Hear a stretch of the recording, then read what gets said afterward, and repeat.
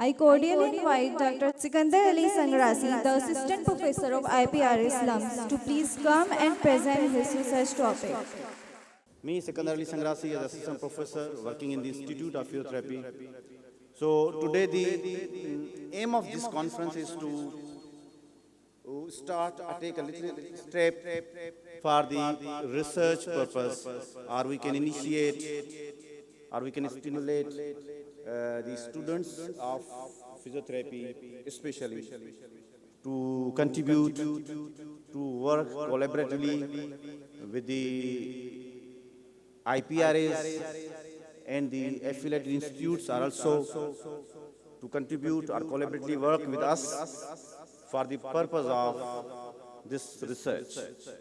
Because I have seen there are a lot of lacking in our profession in the research field.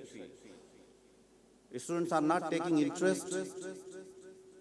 As yesterday I was external in the MPhil thesis of the Geology University. I have seen their approach. I surprised. What we are doing here and what other people are doing in the research field, there are a lot of difference. So along with you people, with the guidance of the head of the institutes, where to work, especially in the research field. We don't do the case studies. We have to just do the cross-sectional studies and just to fulfill the formalities to take the degree. And then we are asking why we are not going to be selected for the good jobs, or why we are not getting a good opportunity to work in a good hospitals. So for that, you must have to take interest in the research field. We are here, faculty of the IPRS and the other faculty members of the affiliated institutes of the physiotherapy. We will work together and we will help you out to get something better and something new. So today, this research paper was published in last year in 2020 and the end of the 2020 in international journal. This is a small piece of work from my side and other persons which worked with me. Because research is not an independent work, it is a collaborative work. So definitely you need some persons, some experts for that. So this is a small effort that I have took, and I'm going to just present in front of you. So the topic of my research was the impact of glossopharyngeal breathing on expectoration, airway clearance, and vital capacity in the pulmonary tuberculosis patient. I thought that when I was selecting this topic, I thought that why we are not going to touch these areas, especially chest. We are doing researches on the knee, we are going to do researches on the back, on the cervical, and I went to and met with the director, Institute of the Tuberculosis Hospital in Kotri. They appreciate my offer. They appreciate this topic, and they helped a lot. They helped a lot. And we have seen that the people who are suffering from the chest problems, especially TB, do you know that it is a longer procedure? People are suffering a lot with this problem, have the respiratory disorders especially. So I have seen some patients, those who are admitted, they are suffering a lot in breathing. They have a lot of breathing problems. So I become happy that I can work out what can I do for them. So I selected a glossopharyngeal breathing especially. So I'm going to discuss that. As you know that this is the decorum of the presenting a research paper that we have to just introduce something about the topic. So mycobacterium tuberculosis is the main agent that causes the tuberculosis.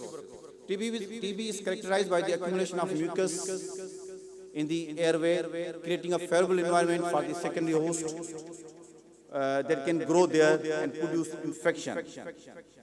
And because of that infection, the vital capacity of the lung is reduced.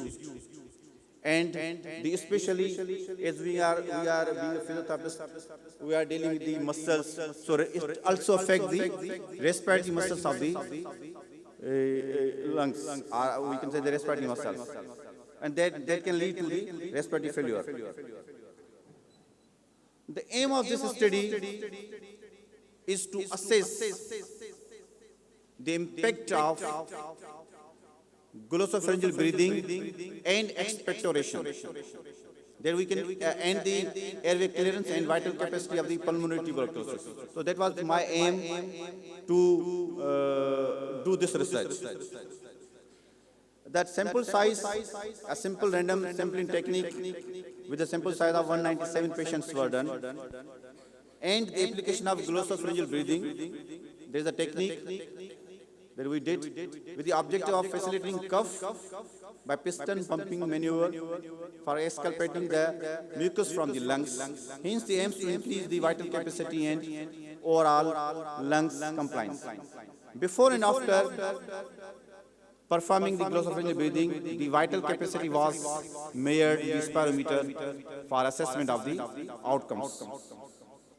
Then we have results, the increase in the exculpating mucus rate with the aid of different breathing patterns. The glossopharyngeal breathing was beneficial in increasing the lung compliance and the vital capacity. The p-value was 0.001, and also enhancing the strength of respiratory muscles in patients who are suffering from decreased breathing rate due to accumulation of mucus in the airway. This was a result. I have just focused the cough. So before glossopharyngeal breathing, we have a patient, about 4, they have constant cough. They were coughing constantly. And about the, next was the frequently fits of the cough. The other group has a lot of fits of the cough. That was 18 patients. And then some have occasional cough. That was 24. The rare cough was 19, and unaware of cough. Many people was not knowing how to cough properly. Then after glossopharyngeal breathing, when I applied the technique, this was an active procedure. Glossopharyngeal breathing was an active procedure that was taught to the patient, then patients was doing by themselves. So number 2 patients out of 4 improved after glossopharyngeal breathing.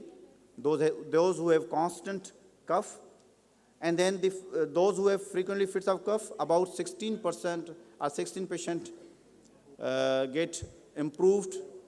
Those who are in the occasional coughing, about 21 patients was improved in their breathing as well as and they putting out the cough of the sputum. A rare cough, about 19, just we got 18 patients to get benefit, and unaware of the 15, there are 15. Most of the other patients we have taught how to cough properly and how to breathe properly. We have studied we have reviewed different research about the glossopharyngeal breathing. It is most effective in many different patients. I am going to quote some researches.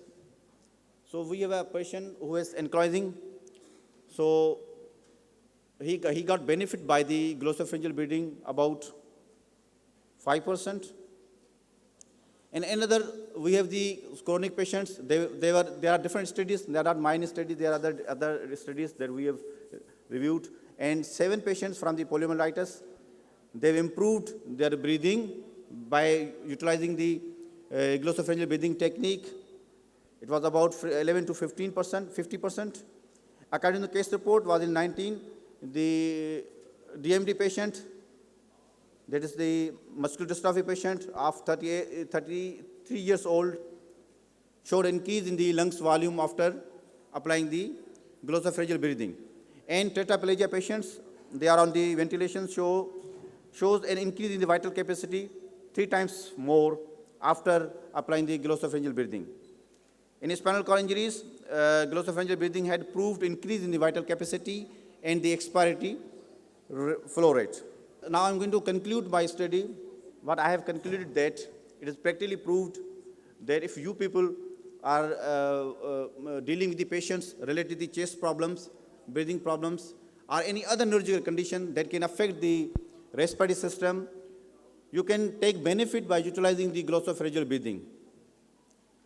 And that we can increase the vital capacity of the lung, that air can be enforced more and more, that it produce stretch over the thoracic cavity and the lungs as well.